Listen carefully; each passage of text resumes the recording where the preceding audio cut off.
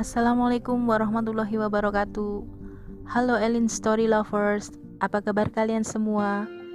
Semoga selalu dalam keadaan sehat, dimudahkan segala urusannya dan dilancarkan rezekinya, serta dijauhkan dari segala musibah, bencana, dan mara bahaya yang ada di dunia ini.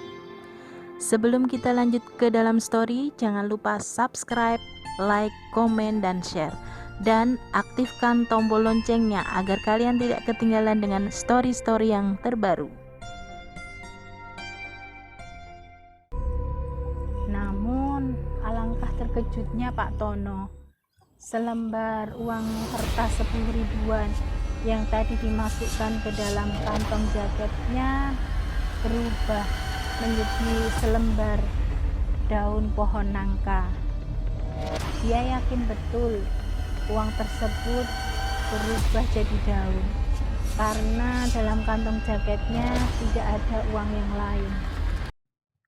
Open Diary.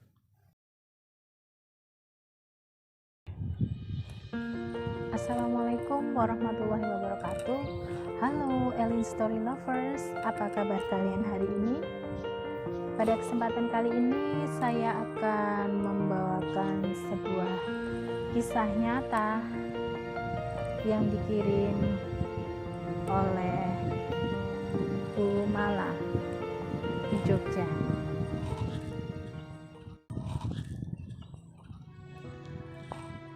Kisah nyata ini dikirim oleh seseorang yang sebut saja namanya Bu Mala.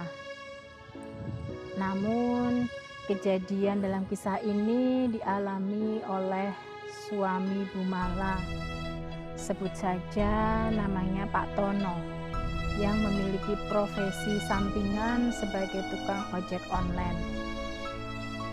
Sore itu, jelang waktu maghrib, Pak Tono sedang menyusuri sebuah jalan perkampungan di daerah Pugeran mengendarai sepeda motornya.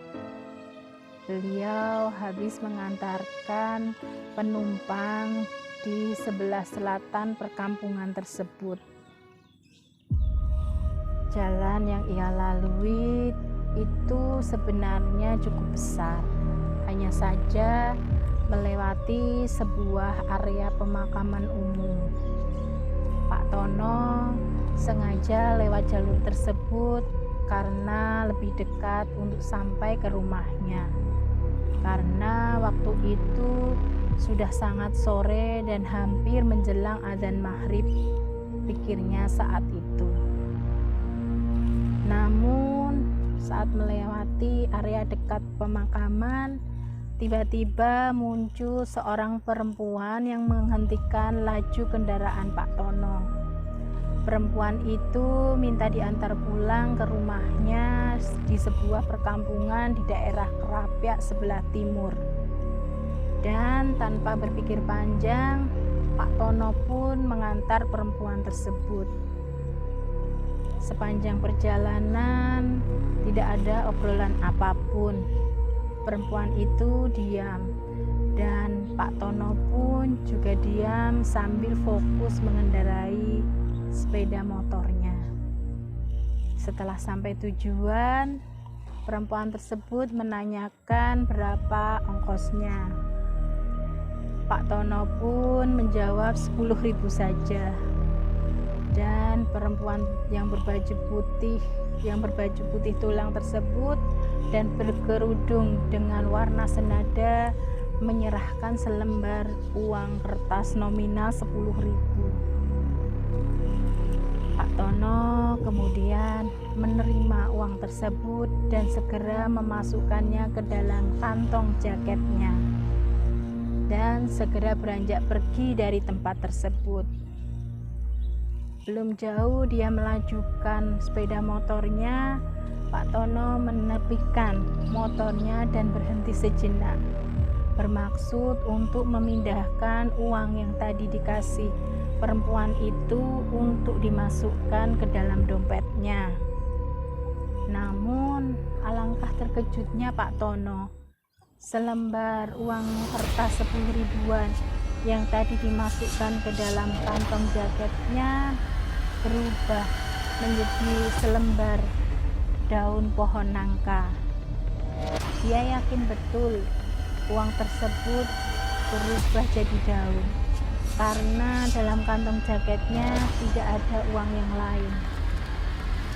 Akhirnya Pak Tono pun melanjutkan perjalanan pulang menuju rumahnya.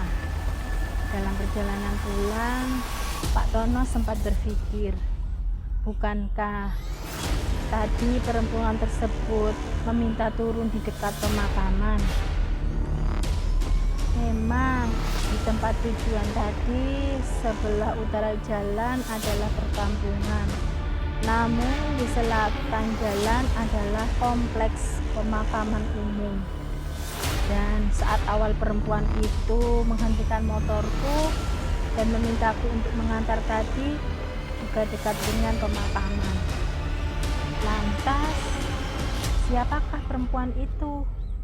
Apakah itu sosok makhluk gaib yang bernama Mbak Kunti?